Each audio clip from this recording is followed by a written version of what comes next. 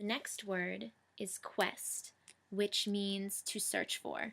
With mental illnesses, I know with depression, you kind of lose interest in all of your hobbies, you isolate yourself. Um, but just quest every single day. Go out on a quest and trying to search for something that you like. Maybe it's a hobby that you forgot about. Maybe it's something you don't know about yourself.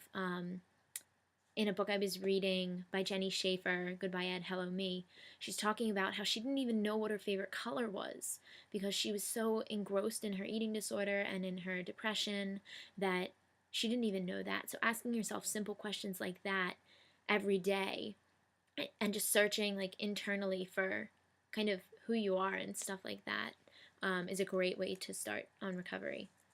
The next thing that you can do is reach out, which means seeking help, because no matter where you're at in your recovery, whether you are almost recovered and you're almost there, or if you are at the most horrible place you have ever been in your life, the important point is to reach out no matter what. Recently, I had a lot of days where I wanted to self-injure, and I had to reach out and I had to call my friend or even my therapist and say, look, I'm not doing so great right now, even though the day before I was so high, I was so great on my road to recovery. But the thing is, by reaching out, you're not allowing yourself to slip back into those old habits. The next word is strength, which means power of resisting attack. And basically, the way that I think about like my eating disorder, my depression, my self-harm is that it's a war, and that like Ed is the enemy and he keeps like attacking me and attacking me, and I just need the strength that comes in recovery and working through therapy.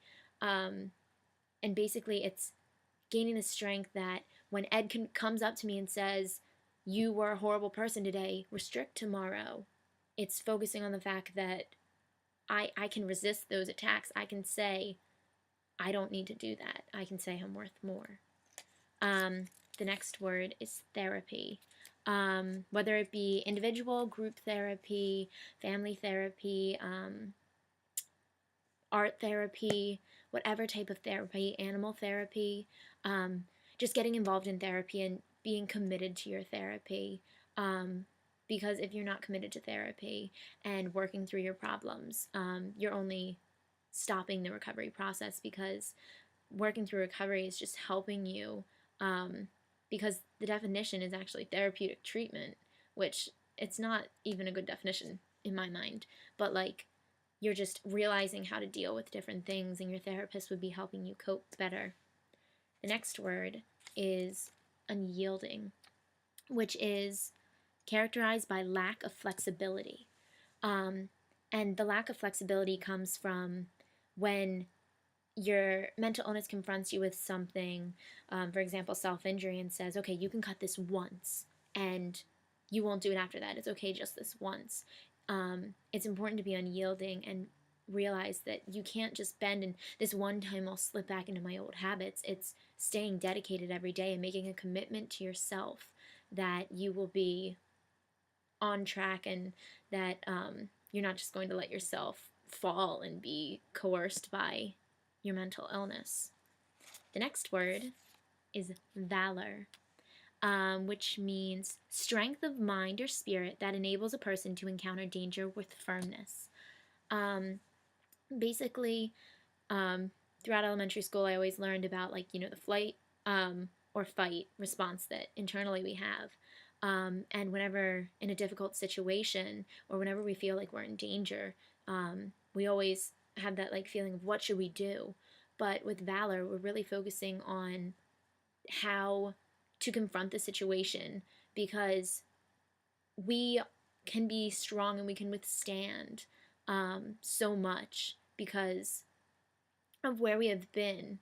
Even past experience, like being at the lowest that we've ever been, is a helpful way to like keep up our strength and helps us get through that danger. The next thing is weight, which means measurable influence, especially on others. And one thing is how much that I was thinking about was how much weight does your mental illness have? How much power are you giving to your mental illness? Are you surrendering to your mental illness and saying, here, take control of my life? Or are you going to claim control of your life by following your meal plan, following your therapy, following coping methods, all of those various things? Those are ways that you decrease the influence that your mental illness has over you. Okay, the next word is xenophobe, which means one unduly fearful of what is foreign.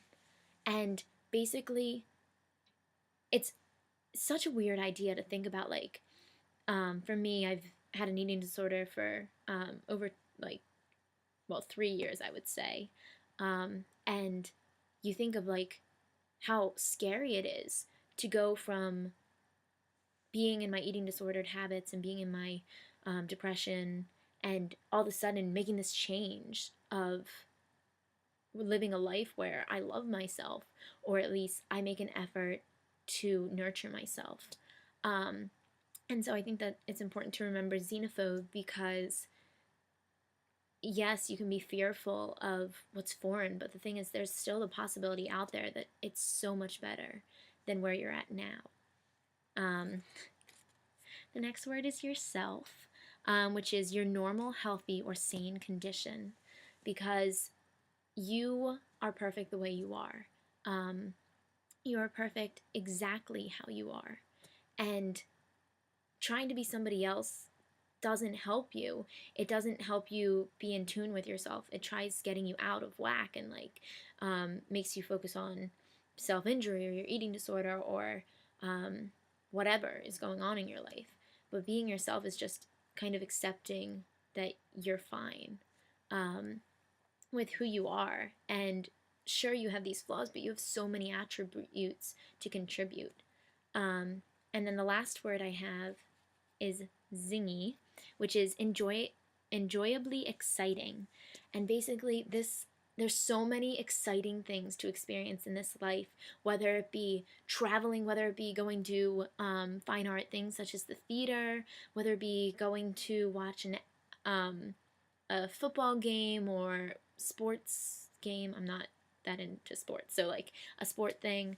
But there's just so much exciting things to look forward to in this life, that trying to treat yourself and have fun and just go out with friends occasionally, just to go out and just have fun and not feel like isolated and trapped inside yourself.